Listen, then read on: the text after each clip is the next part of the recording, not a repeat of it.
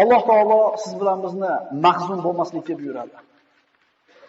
Alloh taolo siz bilan bizni o'ziga tavakkul qilishlikka buyuradi. G'am, qayg'u, huzn insonga nimani olib keladi? Alloh taolo siz bilan bizni man qilgan ish. Mahzun bo'lma.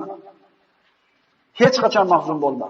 Chunki qayg'u seni o'tmishingdan bezovta qilib, kelajakdan xavotirga soladi. Oqibatda bugungi kuningni yo'qotasan. Hech qachon mahzun bo'lma. Chunki qalb qayg'u bilan ovora bo'lib, ruhing so'nib, yuzing nuri ketadi. Orzu umidlaring yo'q bo'ladi. Ey mo'min banda, mahzun bo'lma.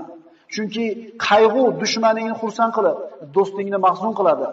Qayg'u sababli haqiqatlarni ko'ra olmay qolasan.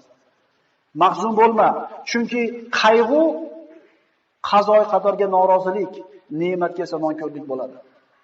Mahzun bo'lma, chunki qayg'u, g'am yo'q qolgan narsani qaytarmaydi.